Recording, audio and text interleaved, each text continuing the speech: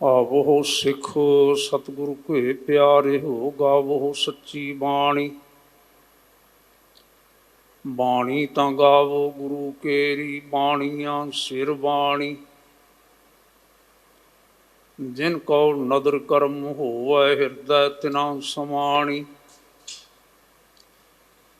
पीवो अमृत सदा रहो, हारे रंग जपे हो सारिंग पाणी। कहे नानक सदा गावो हो, एह सच्ची बाणी।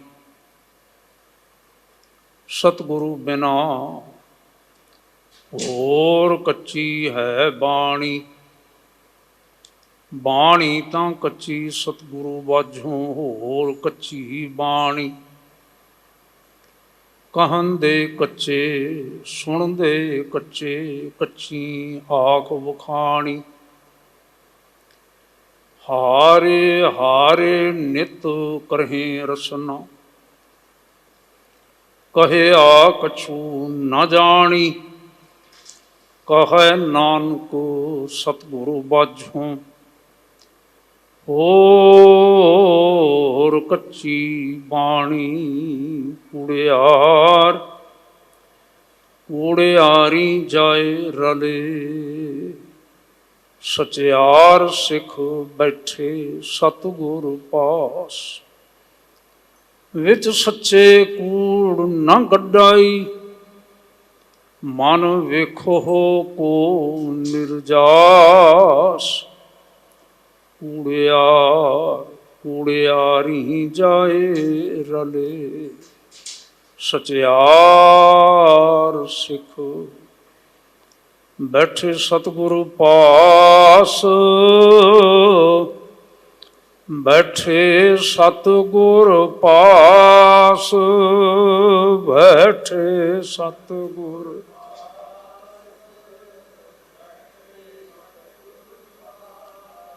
सिख बैठे सतगुर पास, सिख बैठे सतगुर पास। सिख बैठे सतगुर।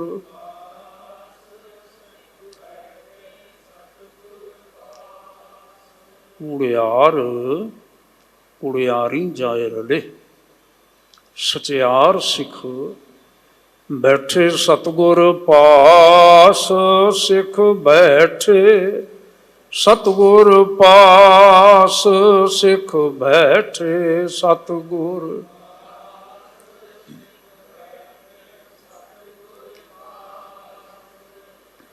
गुरु बाबा जी के पावन चरणों में 8वें पातशाह मेहरबान धन धन सतगुरु श्री गुरु हरकृष्ण साहब,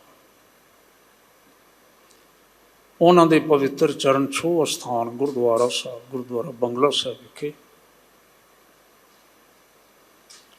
और टैलीविजन के राही दूर दुराडे थां थाई आपो अपने घरां विच स्थानां ते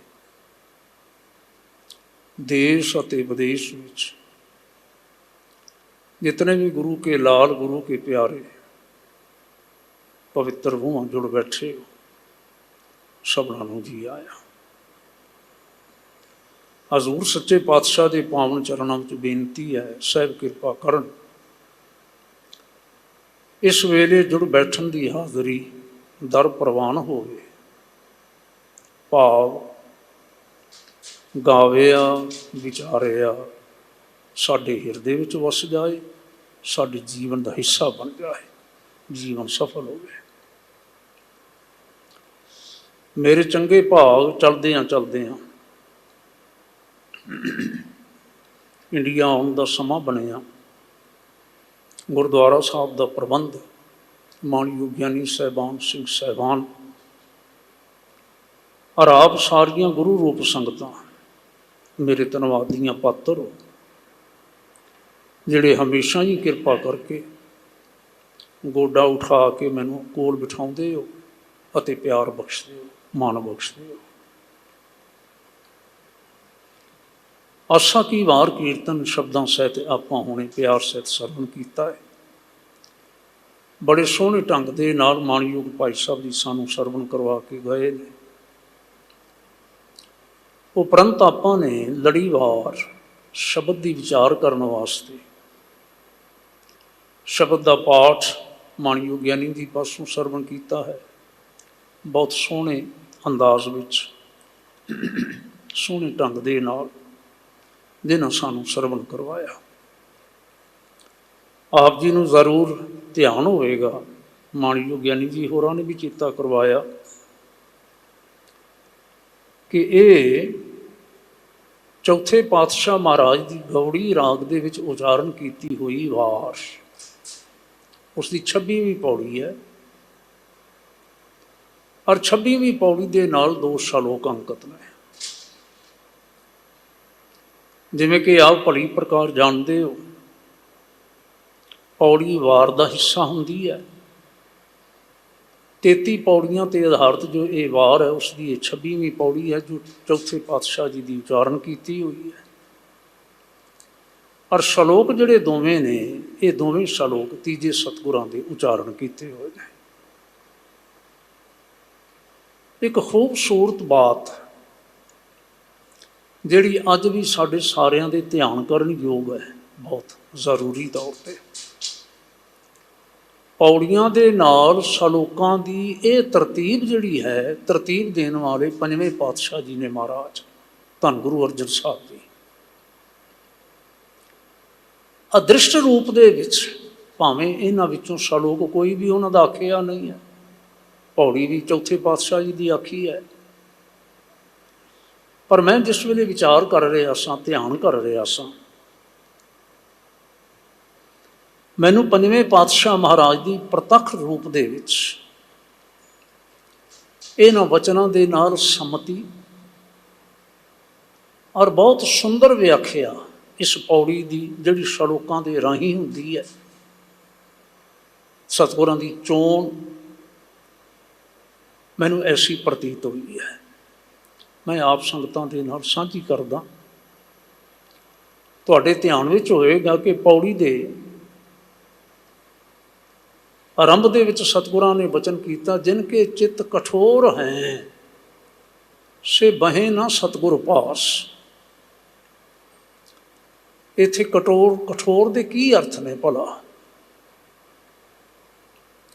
ਇਹ ਅੱਗੇ ਚੱਲ ਕੇ ਨਾ ਸਪਸ਼ਟ ਹੋ ਜਾਏਗਾ। ਕਠੋਰ ਮਨ ਹੁੰਦਾ ਕਰੜਾ, ਪੱਥਰ ਵਰਗਾ ਕਠੋਰ, ਆਮ ਉਦਾਹਰਨ ਹੁੰਦੀ ਹੈ। ਸੇ ਬਹੇ ਨਾ ਸਤਿਗੁਰ ਪਾਸ, ਉਹ ਸਤਿਗੁਰਾਂ ਦੇ ਕੋਲ ਨਹੀਂ ਬਹਿੰਦੇ। ਕਿਉਂ? ਉੱਥੇ ਸੱਚ ਵਰਤਦਾ, ਕੂੜਿਆਰਾਂ ਚੇਤੀ ਉਦਾਸ। ਕਿਉਂਕਿ ਸਤਿਗੁਰਾਂ ਦੇ ਪਾਸ ਕੇਵਲ ਸੱਚ ਦੀ ਵਿਚਾਰ ਹੈ, ਸੱਚ ਦਾ ਕੀਰਤਨ ਹੈ, ਸਭ ਕੁਝ ਸੱਚ ਦੀ ਬਾਤ ਹੈ। ਸੱਚ ਨਾਮ ਹੈ ਕਰਤਾਰ ਦਾ। ਇਹ ਤੇ ਸਭ ਕਰਤਾਰੀ ਬਾਤਾਂ ਨੇ, ਹੋਰ ਕੁਛ ਹੈ ਨਹੀਂ।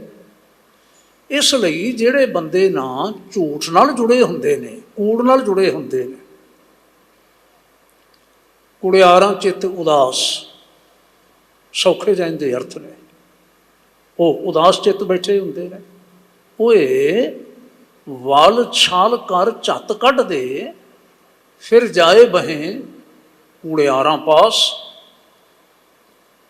ਜਿਵੇਂ ਆਪਾਂ ਐਂ ਗੱਲ ਨੂੰ ਸਮਝਣ ਲਈ ਕਹਿ ਸਕਦੇ ਹਾਂ, ਆਹ ਗੋਡਾ ਚੁੱਕ, ਉਹ ਗੋਡਾ ਚੁੱਕ, ਇੱਧਰ ਵੇਖ, ਉੱਧਰ ਵੇਖ, ਝੜ ਪਿੱਛੋਂ ਘੜੀ ਵੱਲ ਵੇਖ, ਵਲ ਛਲ ਕਰ, ਝੱਤ ਕੱਢ ਦੇ, ਝੱਟ ਲੰਘਾਉਂਦੇ ਨੇ। ਫਿਰ ਜਾਏ ਬਹੇ ਕੂੜਿਆਰਾਂ ਪਾਸ, ਜਿਹੜੇ ਉਹਨਾਂ ਦੇ ਨਾਲ ਨਾ ਲਾਈਕ ਮਾਈਂਡਡ ਹੁੰਦੇ ਨੇ ਨਾ, ਜਿਸ ਤਰ੍ਹਾਂ ਉਹ ਸੋਚਦੇ ਨੇ ਉਵੇਂ ਹੋਰ ਸੋਚਣ ਵਾਲੇ, ਉਹਨਾਂ ਦੇ ਵਿੱਚ ਜਾ ਕੇ ਬਹਿ ਜਾਂਦੇ। ਹੁਣ ਉੱਥੇ ਗੋਡਾ ਨਹੀਂ ਚੁੱਕਣ ਦੀ ਲੋੜ ਪੈਂਦੀ ਉਹਨਾਂ ਨੂੰ, ਉੱਥੇ ਘੜੀ ਵੇਖਣ ਦੀ ਲੋੜ ਨਹੀਂ ਪੈਂਦੀ, ਕਿਸੇ ਹੋਰ ਪਾਸੇ ਧਿਆਨ ਨਹੀਂ ਜਾਂਦਾ। ਬੜੇ ਧਿਆਨ ਦੇ ਨਾਲ ਉਹਨਾਂ ਦੀਆਂ ਕੂੜੀਆਂ ਗੱਲਾਂ ਸੁਣਦੇ ਨੇ, ਕੂੜੀਆਂ ਵਿਚਾਰਾਂ ਸੁਣਦੇ ਨੇ। ਔਰ ਫਿਰ ਅੱਗੇ ਕੀ ਆਖਿਆ ਪਾਤਸ਼ਾਹ ਨੇ? ਵਿੱਚ ਸੱਚੇ ਕੂੜ ਨਾ ਗੱਡਈ, ਮਨ ਵੇਖੋ ਕੋ ਨਿਰਜਾਸ। ਇਹੋ ਜਿਹੇ ਕੂੜੇ ਬੰਦੇ, ਕੂੜਿਆਰ ਬੰਦੇ ਸੱਚ ਦੇ ਉੱਪਰ ਤਾਂ ਪ੍ਰਭਾਵ ਪਾ ਨਹੀਂ ਸਕਦੇ, ਜਿਸ ਕਰਕੇ ਨਾ ਇਹ ਆਪ ਅਸਫਲ ਰਹਿੰਦੇ ਨੇ। ਕਿਉਂ? ਵਿੱਚ ਸੱਚੇ ਕੂੜ ਨਾ ਗੱਡਈ। ਤੇ ਸਤਿਗੁਰੂ ਮਹਾਰਾਜ ਸਾਨੂੰ ਸਾਰਿਆਂ ਨੂੰ ਕਹਿੰਦੇ ਨੇ, ਮਨ ਵੇਖੋ ਕੋ ਨਿਰਜਾਸ। ਕੋਈ ਵੀ ਆਪਣੇ ਅੰਦਰ ਝਾਤ ਪਾ ਕੇ ਦੇਖੋ ਤੇ ਆਪ ਤੁਸੀਂ ਨਿਰਣਾ ਕਰੋ। ਨਿਰਜਾਸ ਕਰਨਾ ਹੁੰਦਾ ਨਿਰਣਾ ਕਰਨਾ। ਤੁਸੀਂ ਨਿਰਣਾ ਕਰਕੇ ਦੇਖੋ। ਫਾਰ ਐਗਜ਼ਾਮਪਲ,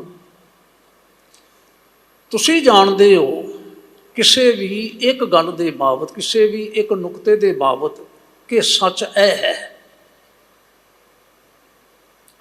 ਕੋਈ ਹੋਰ ਇੱਕ ਵਿਅਕਤੀ ਹੋਵੇ, ਭਾਵੇਂ 10 ਵਿਅਕਤੀ ਹੋਣ, ਬਿਨਾਂ ਸ਼ੱਕ ਤੁਹਾਨੂੰ ਨਾ ਉਲਝਾਉਣ ਦਾ ਯਤਨ ਕਰਨ, ਗੱਲਾਂ ਬਾਤਾਂ ਕਰਨ ਦੇ ਵਿੱਚ, ਮਿੱਠੀਆਂ ਕਹਿ ਲਓ, ਵਲਦਾਰ ਕਹਿ ਲਓ, ਵਲ ਛਲ ਵਾਲੀਆਂ ਕਹਿ ਲਓ, ਜੈਸੀਆਂ ਮਰਜ਼ੀ ਕਹਿ ਲਓ, ਅਸੀਂ ਮੰਨਦੇ ਹਾਂ ਕਿਉਂਕਿ ਸਾਨੂੰ ਪਤਾ ਹੈ।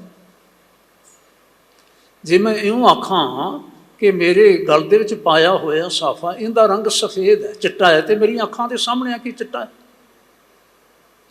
ਹੁਣ ਜੇ ਖੱਬੇ ਸੱਜੇ ਕੁਝ ਐਸੇ ਲੋਕ ਜੁੜ ਜਾਣ ਜਿਹੜੇ ਆਖਣ, ਨਹੀਂ ਗਿਆਨੀ ਜੀ ਤੁਹਾਡੇ ਕੁੜਤੇ ਦਾ ਰੰਗ ਚਿੱਟਾ ਹੈ, ਇਹ ਤਾਂ ਕਾਲਾ ਹੈ, ਇਹ ਤਾਂ ਨੀਲਾ ਹੈ, ਮੰਨਾਂਗੇ ਅਸੀਂ? ਮਨ ਵੇਖੋ ਕੋ ਨਿਰਜਾਸ। ਹੁਣ ਰੱਬੀ ਬਾਤਾਂ ਜਿਹੜੀਆਂ ਨੇ, ਰੱਬ ਜੀ ਕਰਤਾਰ ਦੀਆਂ, ਸੱਚੇ ਦੀਆਂ ਜਿਹੜੀਆਂ ਬਾਤਾਂ ਨੇ, ਜਿਨ੍ਹਾਂ ਦੀ ਸੱਚ ਨਾਲ ਸਾਂਝ ਹੈ, ਇਸ ਦਰਬਾਰ ਦੇ ਵਿੱਚ ਜਿਹੜੀਆਂ ਸੱਚ ਦੀਆਂ ਗੱਲਾਂ ਨੇ, ਸੱਚ ਸੁਣਾਉਣ ਵਾਲਾ ਜੇ ਕੋਈ ਉਸ ਦੇ ਨਾਲ ਸ਼ਰੀਕਾ ਕਰਨ ਦਾ ਯਤਨ ਕਰੇ, ਔਰ ਇਹ ਚਾਹੇ ਕਿ ਜਿਹੜੀਆਂ ਝੂਠ ਦੀਆਂ ਗੱਲਾਂ ਮੈਂ ਲਈ ਫਿਰਦਾ, ਇਹ ਝੂਠ ਦੀਆਂ ਗੱਲਾਂ ਹੀ ਇਹ ਸੁਣਾਉਣ, ਭਾਈ ਸਾਹਿਬ ਹੋਰੀ ਵੀ ਸੁਣਾਉਣ, ਬਾਬਾ ਜੀ ਹੋਰੀ ਸੁਣਾਉਣ, ਵਾਹਿਗੁਰੂ ਖਿਮਾ ਕਰਿਓ ਜੇ ਕੋਈ ਆਖੇ ਸਤਿਗੁਰੂ ਵੀ ਇਹੀ ਸੁਣਾਉਣ ਸਾਨੂੰ, ਜਿਹੜੀਆਂ ਅਸੀਂ ਚਾਹੁੰਦੇ ਹਾਂ, ਹੋਏਗਾ ਐਵੇਂ? ਗੱਲ ਬਣ ਨਹੀਂ ਸਕਦੀ। ਮਨ ਵੇਖੋ ਕੋ ਨਿਰਜਾਸ। ਤੇ ਅਖੀਰ ਵਿੱਚ ਫਿਰ ਆ ਕੇ ਆਖਿਆ ਸਤਿਗੁਰਾਂ ਗੁਰੂ ਰਾਮਦਾਸ ਸਾਹਿਬ ਨੇ, ਕੂੜਿਆਰੀ ਜਾਏ ਰਲੇ, ਅਰ ਸਚਿਆਰ ਸਿੱਖ ਬੈਠੇ ਸਤਿਗੁਰ ਪਾਸ।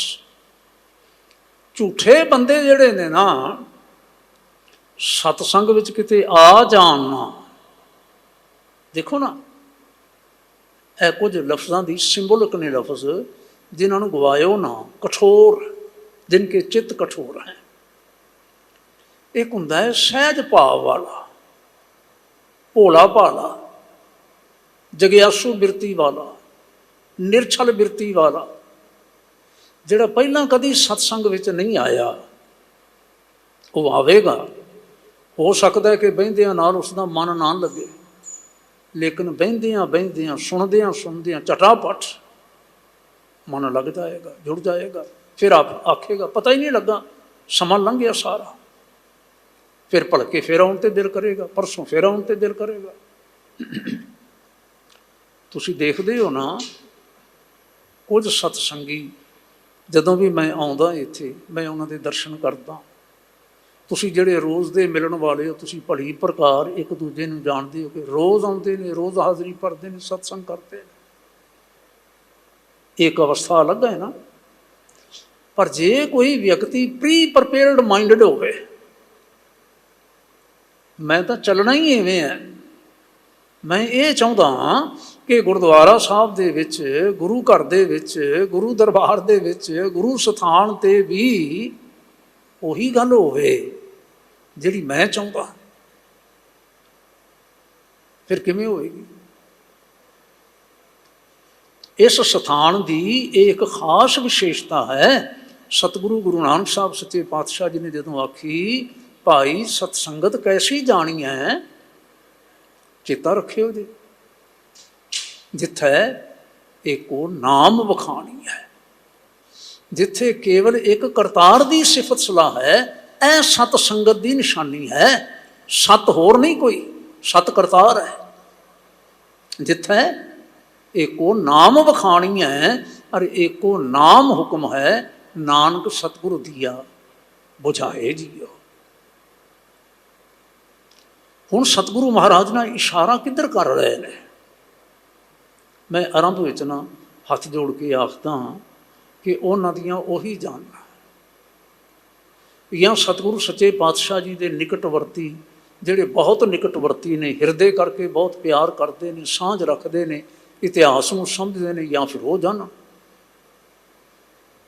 ਜੋ ਕੁਝ ਮੈਂ ਸਮਝ ਸਕਿਆ ਪੜ੍ਹਨ ਦੇ ਸਦਕਾ, ਵਿਚਾਰਨ ਦੇ ਸਦਕਾ, ਮੈਂ ਐਸਾ ਪ੍ਰਤੀਤ ਕਰਦਾ ਕਿ ਸਤਿਗੁਰੂ ਗੁਰੂ ਅਮਰਦਾਸ ਸਾਹਿਬ ਸੱਚੇ ਪਾਤਸ਼ਾਹ ਜਦੋਂ ਜ਼ਿਕਰ ਕਰਦੇ ਨੇ ਨਾ ਆਨੰਦ ਸਾਹਿਬ ਦੇ ਵਿੱਚ, ਆਪਾਂ 2 ਪੌੜੀਆਂ ਪੜ੍ਹੀਆਂ ਨਾ ਹੁਣੇ, ਆਵੋ ਸਿੱਖ ਸਤਿਗੁਰੂ ਕੇ ਪਿਆਰਿਓ, ਕਿਰਪਾ ਕਰੋਗੇ ਨਾਲ ਨਾਲ ਬੋਲੋ, ਆਵੋ ਸਿੱਖ ਸਤਿਗੁਰੂ ਕੇ ਪਿਆਰਿਓ, ਗਾਵੋ ਸੱਚੀ ਬਾਣੀ, ਗਾਵੋ ਸੱਚੀ ਬਾਣੀ, ਬਾਣੀ ਤਾਂ ਗਾਵੋ ਗੁਰੂ ਕੇਰੀ, ਬਾਣੀਆਂ ਸਿਰ ਬਾਣੀ, ਜਿਨ ਕੋ ਨਦਰ ਕਰਮ ਹੋਵੇ ਹਿਰਦੈ ਤਿਨਾ ਸਮਾਨਿ, ਪੀਓ ਅੰਮ੍ਰਿਤ ਸਦਾ ਰਹੋ ਹਰਿ ਰੰਗ। ਇੱਥੇ ਤਾਂ ਇਹ ਬਾਤ ਹੈ, ਪੀਵੋ ਅੰਮ੍ਰਿਤ ਸਦਾ ਰਹੋ ਹਰਿ ਰੰਗ, ਜਪਿਓ ਸਾਰਿੰਗ ਪਾਣੀ, ਕਹੇ ਨਾਨਕ ਸਦਾ ਗਾਵੋ ਇਹ ਸੱਚੀ ਬਾਣੀ। ਫਿਰ ਦੂਜੀ ਪੌੜੀ ਕੀ ਹੋਈ, ਕੀ ਆਖਿਆ ਪਾਤਸ਼ਾਹ ਜੀ ਨੇ, ਸਤਿਗੁਰੂ ਬਿਨਾ ਹੋਰ ਕੱਚੀ ਹੈ ਬਾਣੀ। ਬੋਲੋ ਸਾਰੇ, ਕਰੋ ਰਸਨਾ ਪਵਿੱਤਰ। ਸਤਿਗੁਰੂ ਬਿਨਾ ਹੋਰ ਕੱਚੀ ਹੈ ਬਾਣੀ, ਕਹਿੰਦੇ ਕੱਚੇ ਸੁਣਦੇ ਕੱਚੇ, ਕੱਚੀ ਆਖ ਵਖਾਣੀ। ਇਹ ਕੁੜਿਆਰਾਂ ਦੀ ਨਿਸ਼ਾਨੀ ਹੈ, ਕਹਿੰਦੇ ਕੱਚੇ ਸੁਣਦੇ ਕੱਚੇ, ਕੱਚੀ ਆਖ ਵਖਾਣੀ। ਹਾਰੀ ਹਾਰੀ ਨਿਤ ਕਰਹਿ ਰਸਣਾ, ਕਹਿਆ ਕਛੂ ਨਾ ਜਾਣੀ। ਕਿਉਂ? ਚਿਤ ਜਿਨ ਕਾ ਹਿਰ ਲਿਆ ਮਾਇਆ, ਚਿਤ ਜਿਨ ਕਾ ਹਿਰ ਲਿਆ, ਹਿਰਨਾ ਹੁੰਦਾ ਚਰਾਉਣਾ, ਜਿਨ੍ਹਾਂ ਦਾ ਮਨ, ਜਿਨ੍ਹਾਂ ਦਾ ਚਿੱਤ ਹਿਰ ਲਿਆ ਮਾਇਆ, ਮਾਇਆ ਨੇ ਜਿਨ੍ਹਾਂ ਦਾ ਚਿੱਤ ਚੁਰਾਇਆ ਹੋਇਆ ਹੈ, ਬੋਲਣ ਪਏ ਰਬਾਣੀ। ਐਵੇਂ ਉਹਨਾਂ ਦਾ ਬੋਲਿਆ ਥਾਏ ਨਹੀਂ ਪੈਣ ਵਾਲਾ ਹੁੰਦਾ, ਕਿਉਂਕਿ ਚਿੱਤ ਜਿਨ ਕਾ ਹਿਰ ਲਿਆ ਮਾਇਆ। ਹੁਣ ਫਿਰ ਇਸ਼ਾਰਾ ਕਿਹਨਾਂ ਵੱਲ ਹੈ? ਮੈਂ ਇੱਥੇ ਵਿਚਾਰ ਕਰਦਿਆਂ ਹੋਇਆਂ ਨਾ ਇੱਕ ਗੱਲ ਮੈਨੂੰ ਹੋਰ ਸਪਸ਼ਟ ਹੋਈ ਤੇ ਸਮਝ ਆਈ ਹੈ। ਅਸੀਂ ਕਈ ਵਾਰ ਕੁਝ ਸਾਧੂ ਮਹਾਤਮਾ ਜਿਹੜੇ ਧਾਰਨਾ ਲਾ ਲਾ ਕੇ ਸ਼ਬਦ ਪੜ੍ਹਦੇ ਨੇ ਨਾ, ਕੀਰਤਨ ਕਰਦੇ ਨੇ, ਉਹਨਾਂ ਦੇ ਬਾਬਤ ਅਸੀਂ ਕਹਿੰਦੇ ਹਾਂ ਇਹ ਕੱਚੀ ਬਾਣੀ ਪੜ੍ਹਦੇ ਨੇ, ਕੱਚੀ ਬਾਣੀ ਪੜ੍ਹਦੇ ਨੇ। ਅਸੀਂ ਐਂ ਰੋਕਣਾ ਚਾਹੁੰਦੇ ਹਾਂ। ਅਸਲ ਵਿੱਚ ਮੈਂ ਮਹਿਸੂਸ ਕਰਦਾ ਕਿ ਜੋ ਪੰਥਕ ਤੌਰ 'ਤੇ ਮਰਿਆਦਾ ਲਿਖ ਕੇ ਪੰਥ ਨੇ ਸਾਨੂੰ ਸੇਧ ਦਿੱਤੀ ਹੈ ਨਾ, ਕਿ ਸ਼ਬਦ ਗਾਉਣ ਲੱਗਿਆਂ, ਸ਼ਬਦ ਪੜ੍ਹਨ ਲੱਗਿਆਂ ਸ਼ਬਦ ਦੀ ਨਿਰੋਲਤਾ ਦਾ ਧਿਆਨ ਰੱਖਿਆ ਜਾਵੇ। ਜਦੋਂ ਅਸੀਂ ਸ਼ਬਦ ਗਾ ਰਹੇ ਹਾਂ, ਸ਼ਬਦ ਪੜ੍ਹ ਰਹੇ ਹਾਂ, ਤੇ ਨਾਲ ਨਾਲ ਹੋਰ ਜਿਹੜੀਆਂ ਨੇ ਨਾ ਤੁਕਾਂ, ਆਪਣੀਆਂ ਬਣਾਈਆਂ ਹੋਈਆਂ ਤੁਕਾਂ, ਉਹ ਨਾਲ ਨਾ ਜੋੜੀਆਂ ਜਾਣ, ਤਾਂ ਕਿ ਸ਼ਬਦ ਨਿਰੋਲ ਰਹੇ, ਨਿਰੋਲਤਾ ਉਹਦੀ ਬਣੀ ਰਹੇ। ਭੋਲੇ ਭਾਲੇ ਸਿੱਖ ਜਿਹੜੇ ਨੇ, ਹੁਣ ਕਈ ਉਦਾਹਰਨਾਂ ਮਿਲਦੀਆਂ ਨੇ ਜਿਨ੍ਹਾਂ ਦਾ ਮੈਂ ਜ਼ਿਕਰ ਕਰਨਾ ਕੋਈ ਜ਼ਰੂਰੀ ਨਹੀਂ ਸਮਝਦਾ। ਇੱਥੇ ਸਾਨੂੰ ਨਹੀਂ ਕਰਨਾ ਚਾਹੀਦਾ। ਨਿਰੋਲਤਾ ਨੂੰ ਕਾਇਮ ਰੱਖਣ ਵਾਸਤੇ ਸਾਨੂੰ ਸਾਰਿਆਂ ਨੂੰ, ਕਰਨ ਵਾਲਿਆਂ ਨੂੰ ਔਰ ਸੁਣਨ ਵਾਲਿਆਂ ਨੂੰ ਧਿਆਨ ਰੱਖਣਾ ਚਾਹੀਦਾ ਹੈ। ਲੇਕਿਨ ਮੈਂ ਅਕਸਰ ਹੀ ਦੇਖਦਾ ਕਿ ਸਾਡੇ ਇਤਿਹਾਸਕ ਗ੍ਰੰਥ ਜਿਹੜੇ ਨੇ, ਉਹਨਾਂ ਦੀਆਂ ਪੰਗਤੀਆਂ, ਉਹਨਾਂ ਦੀਆਂ ਕੋਟੇਸ਼ਨਸ ਔਰ ਗੁਰਬਾਣੀ ਸਾਹਿਬ ਸੱਚੇ ਪਾਤਸ਼ਾਹ ਜੀ ਦੀ ਜੋ ਉਚਾਰਨ ਕੀਤੀ ਹੋਈ ਹੈ, 10 ਪਾਤਸ਼ਾਹੀਆਂ ਦੀ ਜੋ ਪਵਿੱਤਰ ਬਾਣੀ ਹੈ, ਬਾਣੀ ਦੇ ਵਿੱਚ ਪਾ ਕੇ ਗਾਉਣਾ ਜਾਂ ਉਸ ਢੰਗ ਦੇ ਨਾਲ ਬੋਲਣਾ ਕਿ ਅਭੇਦ ਹੋ ਜਾਵੇ, ਇਹ ਨਿਰੋਲਤਾ ਨੂੰ ਸੱਟ ਲੱਗਦੀ ਹੈ। ਇਉਂ ਨਹੀਂ ਹੋਣਾ ਚਾਹੀਦਾ, ਸਾਨੂੰ ਜ਼ਰੂਰ ਧਿਆਨ ਰੱਖਣਾ ਚਾਹੀਦਾ ਹੈ। ਲੇਕਿਨ ਕੁਝ ਸੱਜਣ ਐਸੇ ਨੇ ਜਿਨ੍ਹਾਂ ਦੀ ਬਾਣੀ ਨੂੰ ਕੱਚੀ ਬਾਣੀ ਆਖਿਆ ਜਾ ਸਕਦਾ ਹੈ, ਜਿਨ੍ਹਾਂ ਦੀ ਬਾਣੀ ਨੂੰ ਕੱਚੀ ਬਾਣੀ ਆਖਿਆ ਤੇ ਆਖਿਆ ਸਤਿਗੁਰੂ ਗੁਰੂ ਅਮਰਦਾਸ ਸਾਹਿਬ ਸੱਚੇ ਪਾਤਸ਼ਾਹ ਨੇ। ਇਹ ਕੌਣ ਸੱਜਣ ਨੇ? ਇਹ ਸਧਾਰਨ ਸਿੱਖਾਂ ਦੀ ਬਾਤ ਨਹੀਂ ਹੈ, ਮੈਂ ਐਸਾ ਪ੍ਰਤੀਤ ਕਰਦਾ। ਜਿਵੇਂ ਕਿ ਅਸੀਂ ਮਨਮੁਖ ਸ਼ਬਦ ਦੇ ਜਿਸ ਵੇਲੇ ਅਰਥ ਕਰਦੇ ਹਾਂ, ਗੁਰਮੁਖ ਤੇ ਮਨਮੁਖ ਦੇ, ਤੇ ਗੁਰਮੁਖ ਉਹ ਹੈ ਜੋ ਸਤਿਗੁਰਾਂ ਦਾ ਹੋ ਕੇ ਤੇ ਸਤਿਗੁਰਾਂ ਦੇ ਆਖੇ ਦੇ ਅਨੁਸਾਰ ਚੱਲਦਾ, ਔਰ ਮਨਮੁਖ ਉਹ ਹੈ ਜੋ ਸਤਿਗੁਰਾਂ ਦਾ ਹੋ ਕੇ ਆਪਣੇ ਮਨ ਦੇ ਆਖੇ ਲੱਗਦਾ। ਅਰਥ ਤਾਂ ਸਿੱਧੇ ਦੇ ਤੇ ਸੌਖੇ ਦਾ, ਪਰ ਇੱਥੇ ਗੱਲ ਉਹ ਨਹੀਂ ਹੈ ਜੋ ਇਹ ਮਨਮੁਖ ਕਹਿ ਰਹੇ ਨੇ।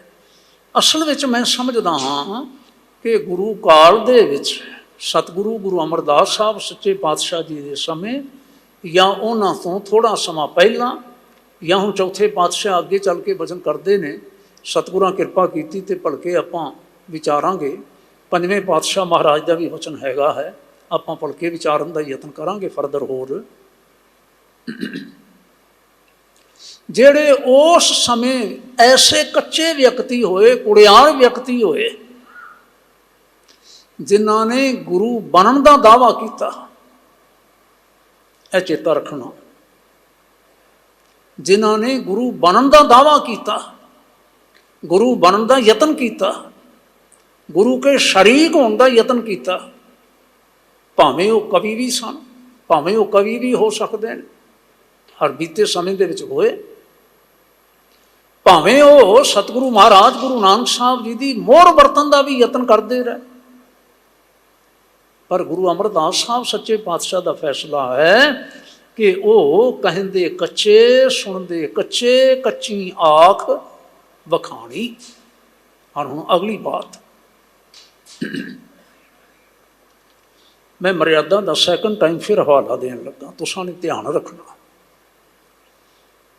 ਸਾਰੇ ਹੀ ਗੁਰੂ ਕੇ ਕਹਾਉਣ ਵਾਲੇ, ਜਿਨ੍ਹਾਂ ਨੇ ਖੰਡੇ ਦੀ ਪੌੜ ਪ੍ਰਾਪਤ ਕੀਤੀ ਹੈ ਜਾਂ ਜਿਨ੍ਹਾਂ ਨੇ ਖੰਡੇ ਦੀ ਪੌੜ ਅਜੇ ਨਹੀਂ ਪ੍ਰਾਪਤ ਕੀਤੀ, ਉਹ ਹਮੇਸ਼ਾ ਤਨਖਾਹੀ ਹੋਣ ਤੋਂ ਬਚਣ। ਤੇ ਤਨਖਾਹੀ ਕੌਣ ਨੇ ਭਲਾ? ਪਹਿਲਾਂ ਜ਼ਿਕਰ ਕੀਤਾ ਮੀਨੇ, ਫਿਰ ਆਖੇ ਮਸੰਦੀਏ, ਫਿਰ ਆਖੇ ਰਾਮ ਰਾਈਏ, ਫਿਰ ਆਖਿਆ ਧੀਰ ਮੱਲੀਏ, ਆਦਿਕ। ਆਦਿਕ ਜਿਹੜਾ ਇਹਨਾਂ ਦੀ ਸੰਗਤ ਬੈਸੇ, ਜਿਹੜਾ ਇਹਨਾਂ ਦੀ ਸੰਗਤ ਬੈਠੇ, ਆਦਿਕ ਸ਼ਬਦ ਦੇ ਵਿੱਚ ਉਹ ਵੀ ਸਾਨੂੰ ਅੱਜ ਇਨਕਲੂਡ ਕਰਨੇ ਹੁੰਦੇ ਨੇ ਜ਼ੁਬਾਨੀ ਤੌਰ 'ਤੇ।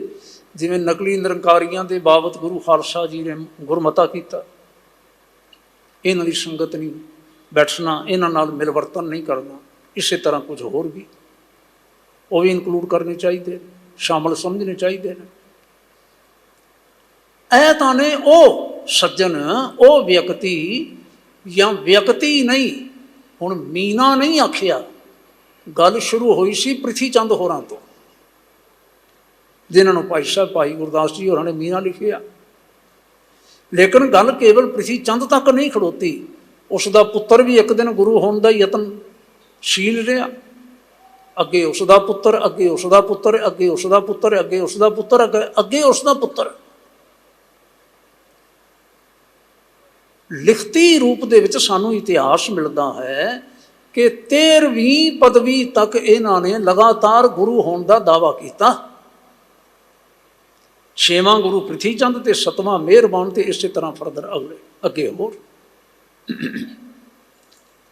ਮਿਹਰ ਆਪਣੇ ਪ੍ਰਿਥੀ ਚੰਦ ਭਾਵੇਂ ਮਰ ਗਏ, ਪਰ ਗੱਲ ਹੋ ਗਈ ਮੀਨਿਆਂ ਦੀ।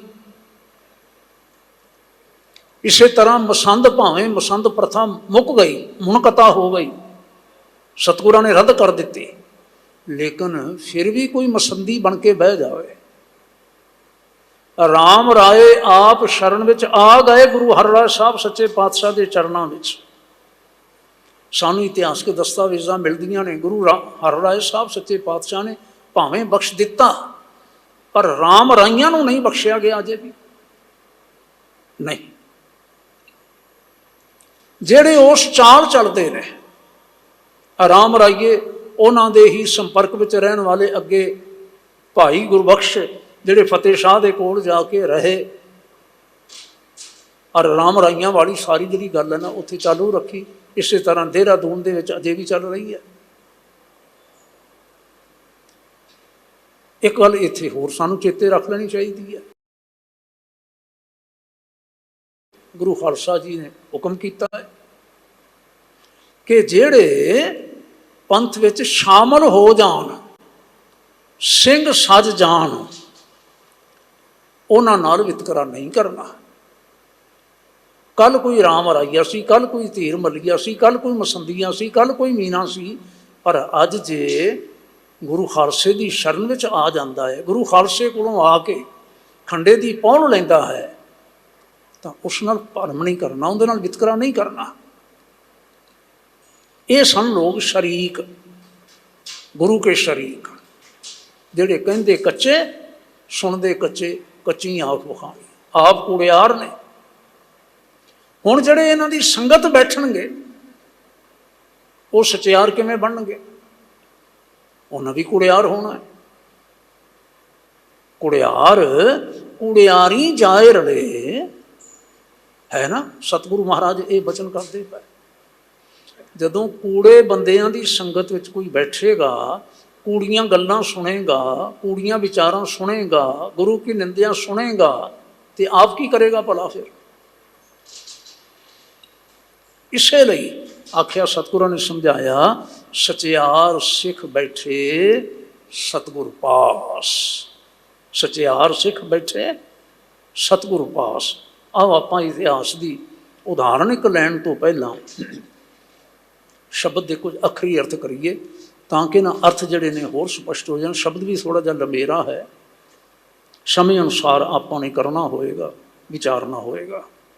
साहिब जी आखते ने, गुरु अमरदास साहब, जिन गुर गोप्या अपना तिस ठौर न ठाओ। गोपन शब्द के दो अर्थ सिੱਖੀ मंडल में ਵਧੇਰੇ लए जाते हैं। गोपन का अर्थ हुंदा है गुप्त रखना। कोई मैनू वेख के या मेरी कारकरदगी वेख के, एक्टिविटी देख के पछाण ना लवे ये फलाने गुरु का सिख है। दूसरा अर्थ लिया गया गोपन का, गुरु की निंदिया करनी। असी ये दोवें ही जिहड़े अर्थ ने ना, इन्हां दोहां नूं ध्यान विच रख के असी ठीक निर्णय कर सकांगे। दोहां विचों कोई भी नुकसान करने वाला नहीं है कि विचारधारक तौर पर नुकसान हुंदा साडा। गोपना गुप्त रखना कि मैनू वेख के कोई मेरे गुरु की पछाण ना कर सके।